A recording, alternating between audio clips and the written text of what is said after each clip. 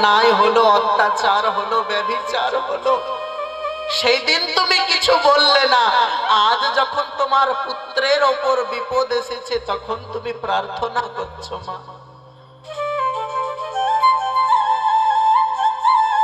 দুর্যোধনকে মা গান্ধারী বললেন, যা বাবা, তোর সর্ব অঙ্গ বজ্র হয়ে গেল, কেবল মাত্র এই নিম্নাঙ্গ তোর কাঁচা রয়ে গেল।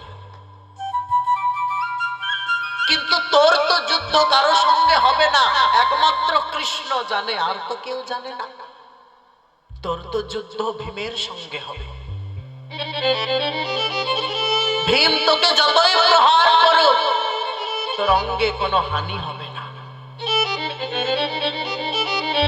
যখন ভীমের সঙ্গে যুদ্ধ হচ্ছে বাবা, ভীম তাকে প্রহার করতে করতে ক্লান্ত হয়ে গেলেন। অর্জুনের রথের সারথি হয়ে ভগবান বসেছিল গো। ভগবানের দিকে তাকাচ্ছে ভীম, কি করব? ভগবান হাত দেখিয়ে বলে দিলেন, এই স্থানে মারো। ভগবান দেখিয়ে দিলেন ইঙ্গিত করে।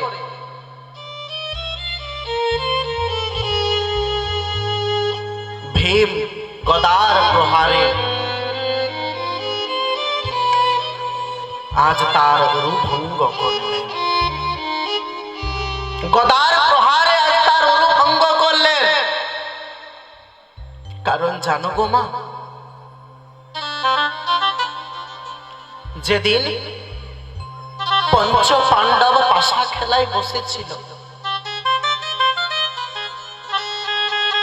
পঞ্চ পাণ্ডব যেদিন পাশা খেলায় বসেছিল গো মা, সেই পঞ্চ পাণ্ডবের সঙ্গে বিপক্ষে বসেছিল শত ভাই কৌরব। উভয়ের হাতে ছিল বাবা একটি করে পাশা।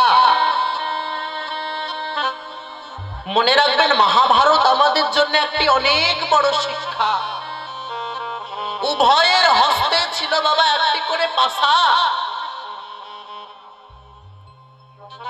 যখন পঞ্চ পাণ্ডব পাশা চালতেন বাবা, পাশাটি পঞ্চ পাণ্ডব নিজে চালতেন। পঞ্চ পাণ্ডব সেই পাশাটি নিজে চালতেন, কিন্তু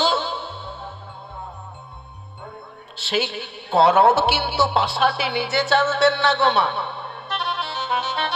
কৌরব সে পাশাটি নিজে চালতেন না। কৌরব সেই পাশাটি চালতে দিতে শকুনির হাতে। আর সেই পাশাটি তৈরি ছিল শকুনির পিতার হস্তি দ্বারা। সেই পাশা নির্মাণ ছিল।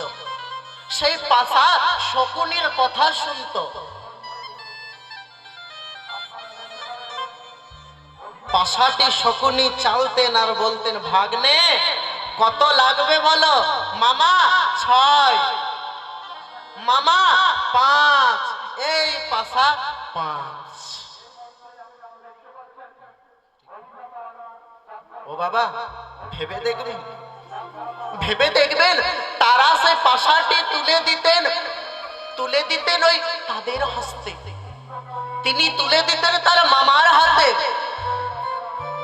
কিন্তু যখনই পাশাটি পঞ্চ পাণ্ডবের হাতে আসতো, পঞ্চ পাণ্ডবের পক্ষে বসেছিল ভগবান কৃষ্ণচন্দ্র।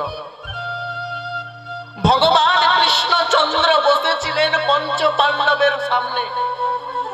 ও মা, পাশাটি যদি যুধিষ্ঠির দাদা ভগবান শ্রী কৃষ্ণের হাতে দিয়ে দিতেন, নাও কৃষ্ণ তুমি চালো। ও মা, যে পাশা আমার ভগবানের হাতে থাকে সে পাশা কি আর কখনো ভুল যায় গো?